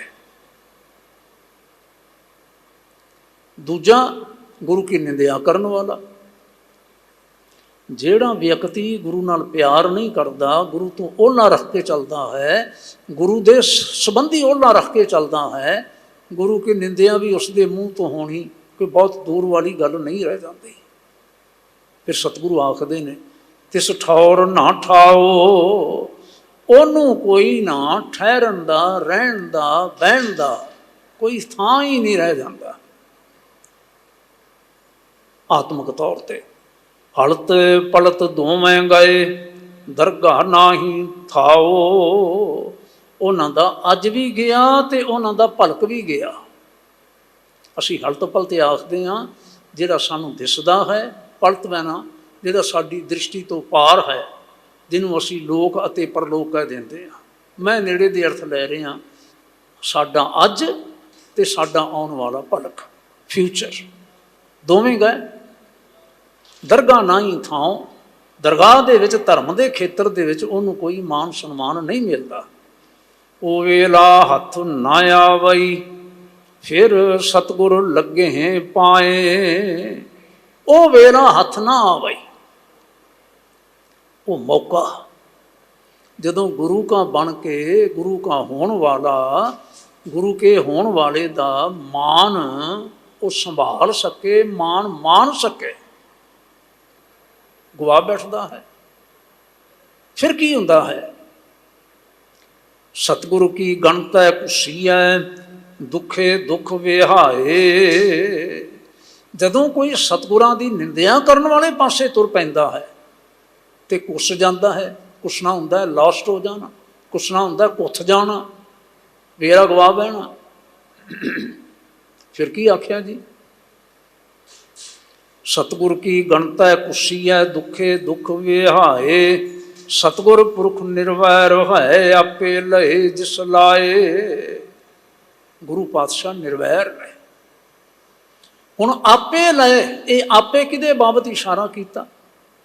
ये आपे इशारा किया ਮਾਣਯੋਗ ਸਾਡੇ ਵਿਦਵਾਨ ਸੱਜਣ ਲਿਖਦੇ ਨੇ, ਕਰਤਾਰ ਵਾਹਿਗੁਰੂ ਜਿਨ੍ਹਾਂ 'ਤੇ ਕਿਰਪਾ ਕਰਦਾ ਹੈ ਉਹਨਾਂ ਨੂੰ ਸਤਿਗੁਰਾਂ ਦਾ ਮਿਲਾਪ ਕਰਵਾ ਦਿੰਦਾ ਹੈ, ਕਿਉਂਕਿ ਸਤਿਗੁਰੂ ਨਿਰਵੈਰ ਹੈ। ਨਿਰਵੈਰ ਹੈ। ਸਤਿਗੁਰੂ ਕਿਸੇ ਨਾਲ ਸ਼ਰੀਕਾ ਨਹੀਂ ਕਰਨ ਵਾਲੇ, ਸਤਿਗੁਰੂ ਕਿਸੇ ਨਾਲ ਬਰਾਬਰੀ ਨਹੀਂ ਕਰਨ ਵਾਲੇ। ਸਤਿਗੁਰੂ ਖਿਮਾ ਕਰਿਓ ਜੇ, ਜਦੋਂ ਅਸੀਂ ਨਾ ਇਹ ਰੂਪ ਦੇਖਦੇ ਹਾਂ ਨਾ ਗੁਰੂ ਘਰ ਦੇ ਵਿੱਚ, ਗੁਰੂ ਨਾਨਕ ਸਾਹਿਬ ਸੱਚੇ ਪਾਤਸ਼ਾਹ ਜੀ ਨੇ ਸ਼ਰੀਕਾਂ ਦੇ ਬਾਬਤ ਕੀ ਵਰਤਾਰਾ ਵਰਤਾਇਆ, ਦੂਜੇ ਪਾਤਸ਼ਾਹ ਨੇ ਕੀ ਵਤੀਰਾ ਧਾਰਨ ਕੀਤਾ, ਤੀਜਿਆਂ ਨੇ ਕੀ ਕੀਤਾ, ਮੈਂ ਤਾਂ ਹੈਰਾਨ ਹੋ ਜਾਂਦਾ। ਚੌਥਿਆਂ ਨੇ, ਪੰਜਵਿਆਂ ਨੇ, ਛੇਵਿਆਂ ਨੇ, ਦਸਵਿਆਂ ਨੇ, ਹੁਣ ਲਗਾਤਾਰ ਜਿਨ੍ਹਾਂ ਦੇ ਅਸੀਂ ਨਾਮ ਲਏ ਨੇ ਗੁਰੂ ਕੇ ਸ਼ਰੀਕਾਂ ਦੇ, ਇਹ 10ਵੇਂ ਪਾਤਸ਼ਾਹ ਤੱਕ ਹੁੰਦੇ ਆਏ, ਲਗਾਤਾਰ ਚੱਲਦੇ ਰਹੇ ਨਾ। ਪਰ not even in single example, ਇੱਕ ਵੀ ਉਦਾਹਰਣ ਨਹੀਂ ਹੈ ਕਿ ਜਿਹੜਾ ਧੀਰ ਮੱਲ ਬਚਪਨ ਦੇ ਵਿੱਚ ਹੈ, ਇੱਕ ਚਪੇੜ ਦੀ ਮਾਰ ਨਹੀਂ ਗੁਰੂ ਹਰਗੋਬਿੰਦ ਸਾਹਿਬ ਸੱਚੇ ਪਾਤਸ਼ਾਹ ਜੀ ਦੀ। ਜਦੋਂ ਅੜਖੜ ਹੁੰਦਾ ਹੈ, ਅਵੱਗਿਆ ਕਰਦਾ ਹੈ, ਆਗਿਆ ਨਹੀਂ ਮੰਨਦਾ, ਸਤਿਗੁਰੂ ਸਜ਼ਾ ਨਹੀਂ ਕੋਈ ਦਿੰਦੇ। ਈਵਨ ਜਿਸ ਬੀੜ ਨੂੰ ਸ਼੍ਰੀ ਗੁਰੂ ਗ੍ਰੰਥ ਸਾਹਿਬ ਦੀ ਬੀੜ ਜਿਹੜੀ ਸਭ ਤੋਂ ਪਹਿਲਾਂ 5ਵੇਂ ਪਾਤਸ਼ਾਹ ਜੀ ਨੇ ਭਾਈ ਗੁਰਦਾਸ ਜੀ ਦੇ ਪਾਸੋਂ ਲਿਖਵਾਈ ਸੀ, ਉਹ ਬੀੜ ਉਸ ਦੇ ਪਾਸ ਹੀ ਛੱਡ ਦਿੱਤੀ। ਫਿਰ ਸਮਾਂ ਆਉਂਦਾ, 9ਵੇਂ ਪਾਤਸ਼ਾਹ ਵੀ ਐਸਾ ਹੀ ਫੈਸਲਾ ਲੈਂਦੇ ਨੇ ਕਿ ਜਿਸ ਦੇ ਪਾਸੋਂ ਪਿਤਾ ਗੁਰੂ ਜੀ ਨੇ ਬੀੜ ਨਹੀਂ ਲਈ, ਰਹਿਣ ਦੇ ਉਸ ਦੇ ਪਾਸ। ਇਹ ਵੀ ਦੁਨੀਆ ਦਾ ਇੱਕ ਭਰਮ ਨਿਵਰਤ ਹੋ ਜਾਏ ਕਿ ਕੋਈ ਕੇਵਲ ਗ੍ਰੰਥ ਰੱਖ ਕੇ ਹੀ ਵਧੀਆ ਬਣ ਸਕਦਾ ਹੈ, ਇਹ ਵੀ ਭੁਲੇਖਾ ਨਿਕਲ ਜਾਵੇ। ਵਾਹਿਗੁਰੂ ਖਿਮਾ ਕਰਨਾ ਮੈਨੂੰ। ਜਿਸ ਵੇਲੇ ਅਸੀਂ ਬਰੀਕੀ ਨਾਲ ਗੱਲ ਨੂੰ ਸਮਝਾਂਗੇ, ਸਮਝਣ ਦਾ ਯਤਨ ਕਰਾਂਗੇ, ਤੇ ਫਿਰ ਸਾਡੀ ਪਕੜ ਵਿੱਚ ਆਵੇਗੀ। ਧੀਰ ਮੱਲੀਏ ਜਿਨ੍ਹਾਂ ਦੇ ਪਾਸ ਅੱਜ ਵੀ ਹਨ, ਹਾਲ ਕੇ ਉਹਨਾਂ ਦੇ ਵਿੱਚੋਂ ਅਨੇਕਾਂ ਨੇ ਜੋ ਖੰਡੇ ਦੀ ਪੌੜ ਲੈ ਕੇ ਸਿੰਘ ਸੱਜ ਚੁੱਕੇ ਨੇ, ਖਾਲਸੇ ਨੇ ਅਭੇਦ ਕਰ ਲਏ, ਉਹਨਾਂ ਨੂੰ ਧੀਰ ਮੱਲੀਏ ਤਾਂ ਆਖਿਆ ਨਹੀਂ ਜਾਂਦਾ। ਪਰ ਜਿਹੜੇ ਅੱਜ ਵੀ ਅੜ ਕੇ ਚੱਲਦੇ ਨੇ, ਸ਼ਰੀਕਾਂ ਕਰਦੇ ਨੇ, ਅਸੀਂ ਉਹਨਾਂ ਨਾਲ ਲੜਨ ਨਹੀਂ ਜਾਂਦੇ। ਜੇ ਉਹ ਸ਼ਰੀਕਾਂ ਕਰਦੇ ਨੇ, ਅਸੀਂ ਉਹਨਾਂ ਨਾਲ ਸ਼ਰੀਕਾਂ ਨਹੀਂ ਕਰਦੇ। ਅਸੀਂ ਫਰਾਖ ਦਿਲ ਹੋ ਕੇ, ਵੱਡੇ ਦਿਲ ਹੋ ਕੇ, ਜਿਵੇਂ ਗੁਰੂ ਸਾਹਿਬ ਸੱਚੇ ਪਾਤਸ਼ਾਹ ਨੇ ਸਾਨੂੰ ਮਾਰਗ ਦੱਸਿਆ। ਹੁਣ ਅਗਲਾ ਬਚਨ ਮੈਂ ਇਤਿਹਾਸਕ ਤੌਰ 'ਤੇ ਆਪ ਨਾਲ ਸਾਂਝਾ ਕਰਨ ਲੱਗਾ ਸਾਂ। ਨਾਨਕ ਦਰਸ਼ਨ ਜਿੰਨਾ ਵੇਖਾਲੇ ਹੋਣ, ਤਿੰਨਾਂ ਦਰਗਾਹ ਲਏ ਛੜਾਏ। ਜਿਨ੍ਹਾਂ ਨੂੰ ਕਰਤਾਰ ਨੇ ਸਤਿਗੁਰਾਂ ਦਾ ਦਰਸ਼ਨ ਦਿਖਾ ਦਿੱਤਾ, ਭਾਵ ਹੈ ਮਿਲਾਪ ਕਰਵਾ ਦਿੱਤਾ। ਮਿਲਾਪ ਕਿਵੇਂ ਹੋਇਆ? ਜਿਹੜੇ ਫਿਰ ਆਪਣੀ ਭੁੱਲ ਨੂੰ ਸਮਝਦਿਆਂ ਹੋਇਆਂ ਸਤਿਗੁਰਾਂ ਦੇ ਚਰਨਾਂ ਵਿੱਚ ਆ ਗਏ, ਸਾਨੂੰ ਖਿਮਾ ਕਰ ਦਿਓ ਤੁਸੀਂ, ਤੇ ਦਰਗਾਹ ਲਏ ਛਡਾਏ। ਕਿਉਂ? ਕਿਉਂਕਿ ਸਤਿਗੁਰੂ ਮਹਾਰਾਜ ਨਿਰਵੈਰ ਨੇ। ਉਦਾਹਰਨ ਮੈਂ ਤੁਹਾਡੇ ਸਨਮੁਖ ਇਤਿਹਾਸਕ ਦੇਣੀ ਚਾਹੁੰਦਾ। ਸਤਿਗੁਰੂ ਮਹਾਰਾਜ ਗੁਰੂ ਨਾਨਕ ਸਾਹਿਬ ਜੀ ਨੇ ਸਿੱਖਾਂ ਪੁੱਤਰਾਂ ਘੋਖ ਕਹਿ ਸਭ ਉਮਤ ਵੇਖੋ ਜੇ ਕਿਉਂ, ਜਾਂ ਸੁਧੋਸ ਤਾਂ ਲਹਿਣਾ ਟਿਕਿਓ। ਬਾਬਾ ਲਹਿਣਾ ਜੀ ਨੂੰ ਆਪਣੀ ਥਾਂ 'ਤੇ ਬਿਠਾ ਦਿੱਤਾ। ਗੁਰੂ ਦਰਬਾਰ ਦੇ ਵਿੱਚ ਰੋਜ਼ ਆਉਣ ਵਾਲੇ, ਰੋਜ਼ ਸੁਣਨ ਵਾਲੇ ਬੜੀ ਚੰਗੀ ਤਰ੍ਹਾਂ ਜਾਣਦੇ ਨੇ। ਕਿੰਨੀ ਵਾਰ ਇਹਨਾਂ ਦੇ ਹਵਾਲੇ ਆਉਂਦੇ ਨੇ ਕਿ ਬਾਬਾ ਸ਼੍ਰੀ ਚੰਦ ਹੋਣੀ ਆਕੀ ਹੋ ਗਏ, ਲਖਮੀ ਦਾਸ ਹੋਣੀ ਆਕੀ ਹੋ ਗਏ। ਜਦੋਂ ਪਿਤਾ ਜੀ ਨੇ ਆਖਿਆ, ਪਿਤਾ ਸਤਿਗੁਰਾਂ ਨੇ, ਕਿ ਜਿਹੜੇ ਸਾਡੇ ਨਾਲ ਪਿਆਰ ਕਰਨ ਵਾਲੇ ਨੇ, ਸਾਨੂੰ ਸਤਿਕਾਰ ਦੇਣ ਵਾਲੇ ਨੇ, ਅਸੀਂ ਉਹਨਾਂ ਨੂੰ ਬਚਨ ਕਰਦੇ ਹਾਂ ਕਿ ਅੰਗਦ ਜੀ ਸਾਡੇ ਸਥਾਨ 'ਤੇ ਬੈਠੇ ਨੇ, ਇਹ ਗੁਰੂ ਅੰਗਦ ਨੇ, ਜਿਹੜੇ ਤੁਸੀਂ ਸਾਡਾ ਸਤਿਕਾਰ ਕਰਨ ਵਾਲੇ ਹੋ। ਅਸੀਂ ਉਹਨਾਂ ਸਾਰਿਆਂ ਨੂੰ ਬਚਨ ਕਰਦੇ ਹਾਂ ਕਿ ਤੁਸੀਂ ਉੱਠ ਕੇ ਇਹਨਾਂ ਨੂੰ ਮੱਥਾ ਟੇਕੋ, ਨਮਸਕਾਰ ਕਰੋ। ਔਰ ਇਸ਼ਾਰਾ ਕੀਤਾ ਪਹਿਲਾਂ, ਸ਼੍ਰੀ ਚੰਦਾ ਤੁਸੀਂ ਉੱਠੋ ਪੁੱਤਰ, ਮੱਥਾ ਟੇਕੋ। ਆ ਕੀ ਹੋ ਗਿਆ? ਇੱਥੋਂ ਨਾ ਫਿਰ ਗੱਲ ਜਿਹੜੀ ਹੈ ਨਾ ਅਗਾਂ ਲਗਾਤਾਰ ਚੱਲਦੀ ਰਹੀ ਹੈ। ਲਗਾਤਾਰ ਇਹ ਜਿਹੜੀ ਵਾਰਤਾ ਹੈ ਨਾ, ਘਟਨਾ 1539 ਈਸਵੀ ਦੀ ਹੈ, ਸਤੰਬਰ ਮਹੀਨੇ ਦੀ 1539 ਈਸਵੀ ਦੀ, ਯਾਦ ਰੱਖਿਓ ਜੇ। ਸ਼੍ਰੀ ਗੁਰੂ ਗ੍ਰੰਥ ਸਾਹਿਬ ਜੀ ਦੇ ਵਿੱਚ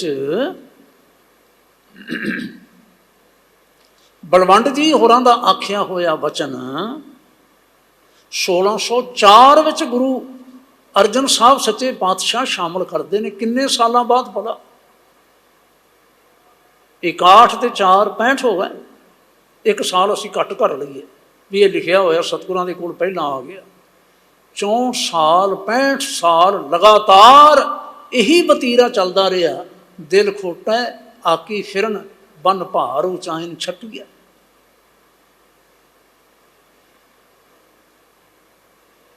ਸ਼੍ਰੀ ਚੰਦ ਲਖਮੀ ਚੰਦ। ਚਲੋ ਗੁਰੂ ਅੰਗਦ ਸਾਹਿਬ ਨੂੰ ਆਖਿਆ ਗੁਰੂ ਬਾਬਾ ਜੀ ਨੇ ਵੀ ਤੁਸੀਂ ਨਾ ਖਡੂਰ ਚਲੇ ਜਾਓ।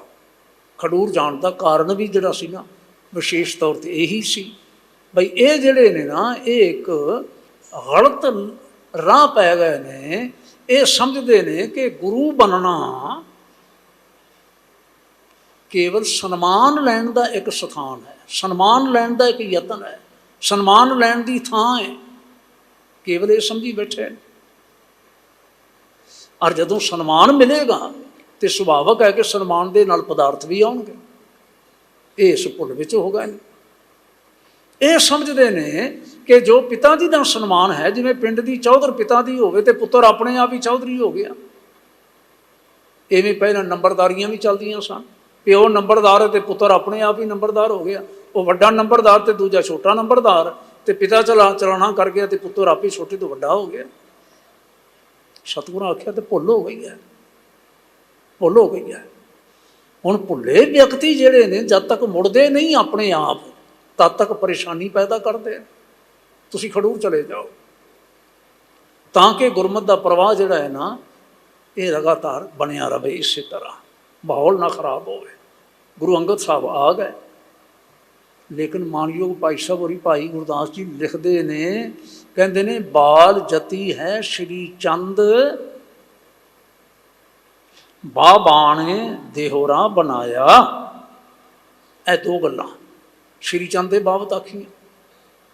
ਗੁਰੂ ਨਾਨਕ ਸਾਹਿਬ ਸੱਚੇ ਪਾਤਸ਼ਾਹ ਆਪ ਗ੍ਰਸਤੀ ਨੇ, ਗ੍ਰਸਤ ਮਾਰਗ ਨੂੰ ਉਹਦੀ ਉਹ ਪ੍ਰੋੜਤਾ ਕਰਦੇ ਨੇ। ਸਾਰਿਆਂ ਨੂੰ ਗ੍ਰਸਤੀ ਹੋਇਆ ਵੇਖਣਾ ਚਾਹੁੰਦੇ ਨੇ, ਕਿਰਤੀ ਹੋਇਆ ਵੇਖਣਾ ਚਾਹੁੰਦੇ ਨੇ, ਤੇ ਪੁੱਤਰ ਬਾਲ ਜਤੀ ਬਣ ਗਿਆ।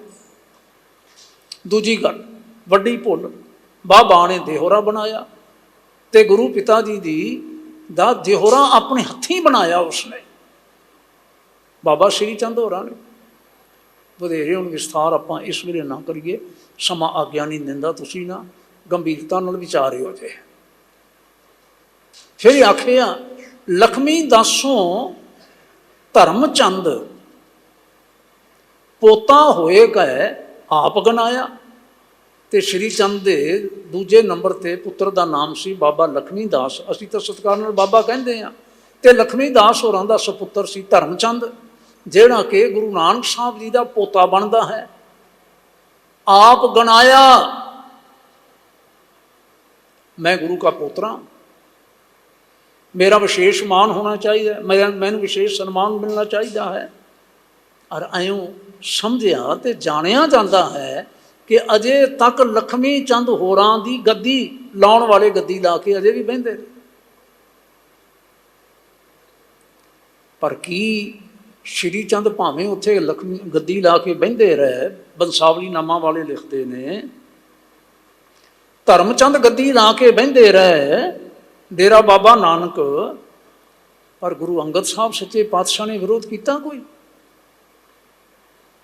श्री चंद दूजियां नूं मिले, तीजियां नूं मिले, चौथियां नूं मिले, पंजवियां नूं मिले, छेवियां नूं मिले।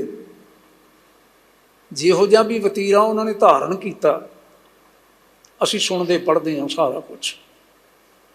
पर गुरु के फिर हमेशा सन्मान देंदे रहे, सत्कार देंदे रहे। सिर्फ एक गल दा ध्यान करके कि ये गुरु नानक साहब वड्डे सतगुरां दे सपुत्र ने, बस। हुण अगली गल जिहड़ी है ना इस तो हो वधेरे बिगड़ जाती है, जिसका हवाला दिता सतगुरु गुरु अमरदास पातशाह ने। जिस वेले इन्हां नूं गुरियाई सौंपी गई तां गुरु अंगद साहब जी दे दो सपुत्र सन, दो धीआं सन, सपुत्रियां सन। अमरो जी होनी, अनोखी जी होनी, दो धीआं सन ते दो सपुत्र सन, दास ते दाता। ਦੇਖੋ ਕਿੱਡੇ ਪਿਆਰੇ ਨਾਂ ਰੱਖੇ ਗਏ। ਸਤਿਕਾਰਯੋਗ ਪਿਤਾ ਜੀ ਨੇ, ਧੰਨ ਗੁਰੂ ਅੰਗਦ ਸਾਹਿਬ ਨੇ ਅਜੇ ਗੁਰੂ ਘਰ ਵਿੱਚ ਆਏ ਨਹੀਂ ਸਨ, ਉਦੋਂ ਹੀ ਕਿੰਨੀ ਧਰਮ ਬਿਰਤੀ ਸੀ, ਕਿਤਨੇ ਸੁੰਦਰ ਨਾਮ ਰੱਖੇ। ਤੇ ਭਾਈ ਗੁਰਦਾਸ ਜੀ ਨੇ ਉਹੀ ਨਾਮ ਲੈ ਕੇ ਨਾ ਆਖਿਆ, ਮੰਜੀ ਦਾਸ ਬਹਾਲਿਆ ਦਾਤੂ ਸਿਧਾਸਨ ਸਿਖਾਇਆ। ਹਾਂ, ਦਾਤਾ ਸਿੱਧ ਆਸਨ ਸਿਖਾਇਆ। ਲੇਕਿਨ ਸਾਡੀ ਆਮ ਬੋਲ ਚਾਲ ਵਿੱਚ, ਇਤਿਹਾਸ ਦੀ ਲਿਖਤ ਪੜ੍ਹਨ ਦੇ ਵਿੱਚ ਨਾ ਦਾਸ ਦਾਸ ਰਿਹਾ, ਨਾ ਦਾਤਾ ਦਾਤਾ ਰਿਹਾ, ਦਾਸ ਦਾਸੂ ਬਣ ਗਿਆ ਤੇ ਦਾਤਾ ਦਾਤੂ ਬਣ ਗਿਆ। ਹੁਣ ਕਿੱਥੇ ਦਾਤਾ ਸ਼ਬਦ ਦੇ ਅਰਥ ਜਦੋਂ ਲੈ ਕੇ ਧਿਆਨ ਚੱਲਿਆ ਜਾਵੇਗਾ ਤੇ ਕੀ ਹੋਵੇਗਾ, ਸਾਡੇ ਅੰਦਰ ਕਿਸੇ ਨਾਲ ਸਤਿਕਾਰ ਪੈਦਾ ਹੋਵੇਗਾ ਕਿਸੇ ਸ਼ਖਸੀਅਤ ਦੇ ਸੰਬੰਧ ਵਿੱਚ। ਜਦ ਕਿ ਦਾਤੂ ਲੈ ਕੇ ਅਸੀਂ ਚੱਲਾਂਗੇ ਤੇ ਗੱਲ ਕੁਝ ਹੋਰ ਆਵੇਗੀ ਸਾਰੀ ਸਾਹਮਣੇ। ਜਿਨ੍ਹਾਂ ਨੇ ਹੋਰ ਵਿਰੋਧ ਕੀਤਾ ਸਤਿਗੁਰੂ ਗੁਰੂ ਅਮਰਦਾਸ ਪਾਤਸ਼ਾਹ ਦਾ, ਹੋਰ ਵਿਰੋਧ ਕੀਤਾ, 6 ਮਹੀਨੇ ਗੱਦੀ ਲਾ ਕੇ ਮੰਜੀ ਡਾਹ ਕੇ ਦਾਸੂ ਜੀ ਬਹਿੰਦੇ ਰਹੇ। ਅਖੀਰ ਧੌਣ ਵਿੰਗੀ ਹੋ ਗਈ, ਸਿਰ ਸਿੱਧਾ ਨਾ ਹੋਵੇ, ਰੋਏ ਮਾਂ ਦੇ ਕੋਲ, ਮਾਤਾ ਖੀਵੀ ਦੇ ਕੋਲ। ਮਾਤ ਖੀਵੇ ਨੇ ਆਖਿਆ, ਪੁੱਤਰਾ ਮੈਂ ਤੁਹਾਨੂੰ ਪਹਿਲੇ ਦਿਨ ਤੋਂ ਵਰਜਦੀ ਰਹੀ ਹਾਂ ਲਗਾਤਾਰ, ਜੇ ਤੁਹਾਡੀਆਂ ਧੌਣਾਂ ਇੰਨੀਆਂ ਮਜ਼ਬੂਤ ਹੁੰਦੀਆਂ, ਤੁਹਾਡੇ ਸਿਰ ਇੰਨੇ ਤਕੜੇ ਹੁੰਦੇ ਤੇ ਤੁਹਾਡੇ ਪਿਤਾ ਜੀ ਗੁਰਿਆਈ ਦੀ ਜ਼ਿੰਮੇਵਾਰੀ ਦੀ ਪੰਡ ਤੁਹਾਡੇ ਸਿਰ ਤੇ ਰੱਖਦੇ। ਉਹਨਾਂ ਨੂੰ ਪਤਾ ਸੀ ਕਿ ਭਾਵੇਂ ਮੇਰੇ ਪੁੱਤਰ ਨੇ, ਪਰ ਇਹ ਗੁਰਿਆਈ ਦੀ ਪੰਡ ਚੁੱਕਣ ਜੋਗੇ ਨਹੀਂ, ਗੁਰਿਆਈ ਦੀ ਪੰਡ ਕੇਵਲ ਬਾਬਾ ਅਮਰਦਾਸ ਹੀ ਉਠਾ ਸਕਦੇ ਨੇ। ਤੇ ਤੁਸਾਂ ਨੇ ਫਿਰ ਆਪ ਉਦਰੀ ਕੀਤੀ, ਧੌਣ ਵਿੰਗੀ ਹੋ ਗਈ। ਉਹ ਫਿਰ ਰੋਏ, ਕਹਿੰਦੇ ਨੇ ਮਾਂ ਕਿਸੇ ਤਰ੍ਹਾਂ ਸਿੱਧੀ ਵੀ ਹੋ ਸਕਦੀ ਹੈ। ਹੁਣ ਮਾਂ ਕਿੱਡੀ ਚੰਗੀ ਸੀ, ਸਮਾਂ ਬਣਿਆ ਤੇ ਆਪਾਂ ਭਲਕੇ ਹੀ ਆ, ਫਿਰ ਆਉਣ ਵਾਲੇ ਸਮੇਂ ਵਿੱਚ ਵਿਚਾਰਾਂਗੇ। ਤੁਸੀਂ ਵਿਚਾਰਿਓ ਜੇ ਮਾਂ ਖੀਵੀ ਕਿੰਨੀ ਨੇਕ ਸੀ, ਜਿਸ ਬਹੁਤੀ ਛਾਉ ਪਤਰਾਲੀ ਤਾਂ ਹੋਈ ਨਾ, ਕਿੰਨੀ ਸੁਰਤੀ ਟਿਕੀ ਹੋਈ ਹੈ ਪਤੀ ਵਰਤਾ ਬਿਰਤੀ ਵਾਲੀ ਦੀ, ਕਿ ਮੇਰੇ ਪਤੀ ਨੇ ਇਹ ਫੈਸਲਾ ਕੀਤਾ ਹੈ, ਪੁੱਤਰ ਮੇਰੇ ਭਾਵੇਂ ਉਸ ਫੈਸਲੇ ਦੇ ਉਲਟ ਜਾ ਰਹੇ ਨੇ, ਪੁੱਤਰਾਂ ਨੂੰ ਵੀ ਉਸੇ ਪਾਸੇ ਤੋਰਿਆ। ਤੁਹਾਡੇ ਪਿਤਾ ਜੀ ਨੇ ਜਿਹਨੂੰ ਮੱਥਾ ਟੇਕਿਆ ਹੈ ਨਾ, ਉਹਨੂੰ ਚੱਲ ਕੇ ਤੁਸੀਂ ਮੱਥਾ ਟੇਕੋ, ਫਿਰ ਸਿਰ ਸਿੱਧਾ ਹੋਵੇਗਾ, ਫਿਰ ਸ਼ਰਮ ਆਵੇ। ਮਾਂ ਤੂੰ ਲੈ ਕੇ ਚੱਲ। ਤੇ ਮਾਤਾ ਖੀਵੀ ਜੀ ਆਪ ਲੈ ਕੇ ਗੋਇੰਦਵਾਲ ਸਾਹਿਬ ਗੁਰੂ ਅਮਰਦਾਸ ਦੇ ਚਰਨਾਂ ਵਿੱਚ ਆਏ ਨੇ। ਗੁਰੂ ਸਾਹਿਬ ਨੇ ਕਿਰਪਾ ਕੀਤੀ ਮਹਾਰਾਜ ਨੇ। ਸਤਿਗੁਰ ਪੁਰਖ ਨਿਰਵੈਰ ਹੈ। ਉਧਰ ਭਾਵੇਂ 6 ਮਹੀਨੇ ਦਾ ਮੁਕਾਬਲਾ ਹੈ, ਸ਼ਰੀਕਾ ਹੈ, ਔਰ ਮੈਂ ਸਮਝਦਾ ਕਿ ਇਸ ਸਮੇਂ ਦੇ ਵਿੱਚ ਜੇ ਸ੍ਰੀ ਚੰਦ ਹੋਰਾਂ ਦੇ ਉਚਾਰਨ ਕੀਤਾ ਕੁਝ ਨਾ ਕੁਝ ਮਿਲਦਾ ਹੈ ਤੇ ਦਾਸੂ ਦਾਤੂ ਹੋਰਾਂ ਦਾ ਵੀ ਹੋ ਸਕਦਾ ਹੈ। ਔਰ ਦਾਤੂ ਹੋਰਾਂ ਬਾਰੇ ਅਸੀਂ ਸਾਰੇ ਜਾਣਦੇ ਹਾਂ ਕਿ ਆ ਕੇ ਗੋਇੰਦਵਾਲ 5 ਸਾਲਾਂ ਬਾਅਦ ਇਸ ਨੇ ਸਤਿਗੁਰਾਂ ਦੀ ਛਾਤੀ ਵਿੱਚ ਲੱਤ ਮਾਰੀ। ਕਿਤਨੀ ਵਾਰੀ ਅਸੀਂ ਪੜ੍ਹਿਆ ਸੁਣਿਆ। ਫਿਰ ਬਾਅਦ ਵਿੱਚ ਜਦੋਂ ਇੱਕ ਤੇ ਸੰਪਰਕ ਬਣਿਆ, 5ਵੇਂ ਪਾਤਸ਼ਾਹ ਮਹਾਰਾਜ ਗੋਇੰਦਵਾਲ ਸਾਹਿਬ ਆਏ, ਦਾਤੂ ਜੀ ਨੂੰ ਪੁੱਛਿਆ ਇਹ ਗੱਲਬਾਤ ਸਾਰੀ ਕਿਵੇਂ ਹੋਈ, ਤੇ ਜੋ ਕੁਝ ਉਹਨਾਂ ਨੇ ਆਖਿਆ, ਅੱਖਰ ਦਿੱਤੇ ਭਾਈ ਸੰਤੋਖ ਸਿੰਘ ਹੋਰਾਂ ਨੇ। ਮਾਣਯੋਗ ਜੀ ਕਹਿਣ ਲੱਗੇ, ਕਹਿੰਦੇ ਨੇ ਸਰਪ ਸਮਾਨ ਹੁਤੋ ਮਨ ਮੇਰੇ, ਮੇਰਾ ਮਨ ਤਾਂ ਪਹਿਲਾਂ ਹੀ ਸੱਪ ਵਾਂਗੂ ਸੀ, ਜ਼ਹਿਰ ਨਾਲ ਭਰਿਆ ਹੋਇਆ ਸੀ। ਕਾਹਦੀ ਜ਼ਹਿਰ? ਕੂੜ ਦੀ ਜ਼ਹਿਰ, ਸ਼ਰੀਕੇ ਦੀ ਜ਼ਹਿਰ, ਬਰਾਬਰੀ ਦੀ ਜ਼ਹਿਰ। ਤਿੰਨ ਕੇ ਬਾਕਣ ਛੇਰਨ ਕੀਨ, ਮੇਰਾ ਇੱਕ ਮਿੱਤਰ ਸੀ ਜਿਹੜਾ ਮੈਨੂੰ ਚੁੱਕਦਾ ਸੀ, ਓਏ ਪੁੱਤਰ ਗੁਰੂ ਦਾ ਤੂੰ, ਤੇ ਸੇਵਕ ਆ ਕੇ ਗੱਦੀ ਲੈ ਗਿਆ। ਤਿੰਨ ਕੇ ਬਾਕਣ ਛੇਰਨ ਕੀਨ। ਤੇ ਫਿਰ ਕਹਿੰਦੇ ਨੇ ਗੁਰੂ ਅਮਰ ਕੋ ਡਸਨ ਹੇਤ ਮੈਂ ਮਨ ਆਪਣੇ ਤੇ ਉਦਮ ਕੀਨ। ਮੈਂ ਸੱਪ ਸਾਂ ਪਹਿਲਾਂ ਹੀ, ਤੇ ਜਿਸ ਵੇਲੇ ਉਹਨੇ ਛੇੜਿਆ ਨਾ, ਹੁਣ ਮੈਂ ਗੁਰੂ ਅਮਰਦਾਸ ਨੂੰ ਡਸਣ ਵਾਸਤੇ ਤੁਰ ਪਿਆ ਗੋਇੰਦਵਾਲ। ਫਿਰ ਤੁਹਾਨੂੰ ਪਤਾ ਹੀ ਮੈਂ ਜਿਵੇਂ ਜਾ ਕੇ ਦੱਸਿਆ ਉਹਨਾਂ ਨੂੰ। ਹੋਏ ਸੁਸ਼ੀਲ ਸੰਗ ਰਹੇ ਖੋਟੇ, ਬਿਗੜ ਜਾਤ ਸ਼ੁਭ ਮਤ ਬਿਗੜਾਏ। ਇੱਥੇ ਉਹਨਾਂ ਨੇ ਇੱਕ ਗੱਲ ਆਖੀ, ਕਹਿਣ ਲੱਗੇ ਬੰਦਾ ਕਿੰਨਾ ਚੰਗਾ ਵੀ ਹੋਵੇ ਨਾ, ਜਦੋਂ ਭੈੜੀ ਮੰਡਲੀ ਦੇ ਵਿੱਚ ਬਹਿਣ ਲੱਗ ਪਵੇ ਨਾ, ਉਹਦੀ ਵੀ ਮੱਤ ਮਾਰੀ ਜਾਂਦੀ ਹੈ। ਤੇ ਮੈਂ ਤਾਂ ਪਹਿਲੇ ਸੱਪ ਬਣਿਆ ਸਾਂ। ਸੰਗਤ ਜੀ, ਮੈਨੂੰ ਐਸਾ ਪ੍ਰਤੀਤ ਹੁੰਦਾ ਹੈ ਅੱਜ ਦੇ ਇਸ ਪਾਵਨ ਸ਼ਬਦ ਵਿੱਚ ਗੁਰੂ ਅਮਰਦਾਸ ਸਾਹਿਬ ਸਾਨੂੰ ਸਾਰਿਆਂ ਨੂੰ ਸੁਚੇਤ ਕਰਦੇ ਨੇ, ਗੁਰੂ ਕੇ ਸ਼ਰੀਕ, ਗੁਰੂ ਪੰਥ ਦੇ ਸ਼ਰੀਕ ਇਹ ਆਪ ਕੁੜਿਆਰ ਨੇ, ਇਹਨਾਂ ਕੁੜਿਆਰਾਂ ਤੋਂ ਬਚ ਕੇ ਰਹੋ। ਜਿਹੜੇ ਗੁਰੂ ਕੇ ਕਹਾਉਣ ਵਾਲੇ ਨੇ, ਸਚਿਆਰ ਸਿੱਖ ਬੈਠੇ ਸਤਿਗੁਰ ਪਾਸ। ਔਰ ਕੀ ਆਖਿਆ ਦੂਸਰੇ ਸ਼ਲੋਕ ਦੇ ਵਿੱਚ, ਮਨਮੁਖ ਅਗਿਆਨ ਦੁਰਮਤ ਅਹੰਕਾਰੀ। ਮਨਮੁਖ ਬੰਦਾ ਕਾਹਦਾ ਹੋਇਆ? ਜੇ ਗਿਆਨਵਾਨ ਹੋਵੇ ਤਾਂ, ਹੰਕਾਰ ਨਾ ਹੋਵੇ ਤਾਂ, ਭੈੜੀ ਮਤ ਨਾ ਹੋਵੇ ਤਾਂ। ਇਹੀ ਤਾਂ ਉਹਦੇ ਲੱਛਣ ਨੇ। ਅੰਤਰ ਕ੍ਰੋਧ ਜੂਐ ਮਤ ਹਾਰੀ। ਹਾਰੇ ਜਵਾਰੀਏ ਦੇ ਵਾਂਗੂ ਹਰ ਵੇਲੇ ਕ੍ਰੋਧ ਵਿੱਚ ਸੜਦਾ ਰਹਿੰਦਾ ਹੈ। ਕੂੜ ਕੁਸਤ ਉਹ ਪਾਪ ਕਮਾਵੈ। ਝੂਠ ਬੋਲਦਾ ਹੈ, ਪਾਪ ਕਮਾਉਂਦਾ ਹੈ। ਕਿਆ ਉਹ ਸੁਣੈ, ਕਿਆ ਆਖ ਸੁਣਾਵੈ। ਸੁਣਿਆ ਉਸਨੇ ਕੀ? ਸੱਚ ਦੀ ਬਾਤ ਤਾਂ ਸੁਣਨੀ ਨਹੀਂ ਉਸਨੇ। ਜਿਵੇਂ ਪਹਿਲਾਂ ਆਖਿਆ ਨਾ ਪਾਤਸ਼ਾਹ ਨੇ, ਉਹ ਕਠੋਰ ਹੈ, ਮਨ ਕਠੋਰ। ਨਾ ਗੁਰੂ ਕਾ ਬਚਨ ਸੁਣਿਆ ਤੇ ਨਾ ਉਹ ਅਗਾਂ ਸੁਣਾਉਣ ਜੋਗਾ ਹੋਇਆ। ਅੰਨਾ ਬੋਲਾ ਖੋਏ ਉੱਜੜ ਪਾਏ। ਅੱਖੋਂ ਅੰਨਾ, ਗੁਰੂ ਦੇ ਹੁੰਦਿਆਂ ਸੁਣਦਿਆਂ ਦਰਸ਼ਨ ਕਰਨ ਜੋਗਾ ਨਹੀਂ ਹੈ। ਕੰਨੋਂ ਬੋਲਾ, ਕੰਨ ਹੁੰਦਿਆਂ ਸੁਣਦਿਆਂ ਗੁਰੂ ਕੇ ਬਚਨ ਸੁਣਨ ਜੋਗਾ ਨਹੀਂ ਹੈ। ਉੱਜੜ ਪਾਏ ਤੇ ਭਟਕਦਾ ਫਿਰਦਾ ਹੈ। ਮਨਮੁਖ ਅੰਧਾ ਆਵੈ ਜਾਏ। ਅਗਿਆਨੀ ਆਉਂਦਾ ਹੈ, ਜਾਂਦਾ ਹੈ, ਭਟਕਦਾ ਹੈ। ਬਿਨ ਸਤਿਗੁਰੂ ਭੇਟੇ ਥਾਏ ਨਾ ਪਾਏ। ਸਤਿਗੁਰੂ ਮਹਾਰਾਜ ਸਪਸ਼ਟ ਕਰਦੇ ਨੇ, ਜਦ ਤੱਕ ਇਹ ਮੁੜ ਕੇ ਗੁਰੂ ਚਰਨਾਂ ਵਿੱਚ ਨਹੀਂ ਆਉਂਦਾ, ਇਹਨੂੰ ਟਿਕਾਣਾ ਨਹੀਂ ਮਿਲਦਾ। ਨਾਨਕ ਪੂਰਬ ਲਿਖਿਆ ਕਮਾਏ। ਜਿਹੜਾ ਕੁਝ ਕੱਲ੍ਹ ਬੀਜਿਆ ਸੀ ਉਹਨੂੰ ਅੱਜ ਵੱਢਣਾ ਪੈਂਦਾ। ਜਿਹੜਾ ਕੁਝ ਅੱਜ ਬੀਜੇਗਾ ਉਹ ਭਲਕੇ ਵੱਢਣਾ ਪਏਗਾ। ਬੀਜਿਆ ਕੀ ਸੀ? ਜ਼ਹਿਰ, ਤੇ ਵੱਢਣਾ ਕੀ ਆ ਹੁਣ? ਫਿਰ ਪਾਤਸ਼ਾਹ ਕਹਿੰਦੇ ਨੇ, ਯਾਦ ਰੱਖਿਓ ਜੇ ਪੌੜੀ, ਜਿਨ ਕੇ ਚਿੱਤ ਕਠੋਰ ਹੈ ਸੇ ਬਹਿ ਨਾ ਸਤਿਗੁਰ ਪਾਸ। ਇਹ ਸਤਿਗੁਰਾਂ ਦੇ ਕੋਲ ਨਹੀਂ ਬਹਿੰਦੇ ਵਿਚਾਰੇ।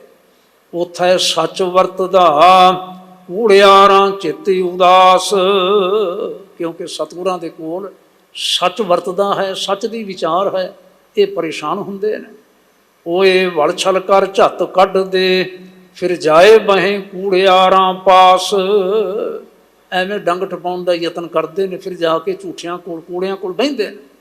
ਵਿੱਚ ਸੱਚੇ ਕੂੜ ਨਾ ਗੱਡਾਈ, ਮਨ ਵੇਖੋ ਕੋ ਨਿਰਜਾਸ। ਸੱਚੇ ਗੁਰੂ ਦੇ ਪਾਸ, ਸੱਚੇ ਸਿੱਖ ਦੇ ਪਾਸ ਸੱਚ ਦੀ ਗੱਲ ਹੋਣੀ ਹੈ, ਇੱਥੇ ਝੂਠ ਚੱਲਦਾ ਨਹੀਂ ਹੈ। ਤੇ ਫਿਰ ਕੀ ਨਤੀਜਾ ਕੀ ਹੈ? ਕੂੜਿਆਰ ਕੂੜਿਆਰੀ ਜਾਏ ਰਲੇ। ਕੂੜਿਆਰ ਜਿਹੜੇ ਨੇ ਜਾ ਕੇ ਨਾ ਕੂੜਿਆਂ ਦੇ ਵਿੱਚ ਹੀ ਬਹਿੰਦੇ ਨੇ।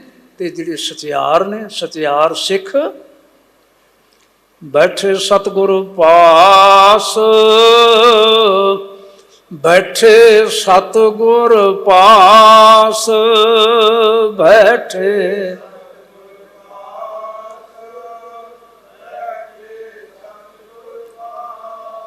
ਸਿੱਖ ਬੈਠੇ ਸਤਿਗੁਰ ਪਾਸ। ਸਿੱਖ ਬੈਠੇ ਸਤਿਗੁਰ ਪਾਸ। ਸਿੱਖ ਬੈਠੇ ਸਤਿਗੁਰ।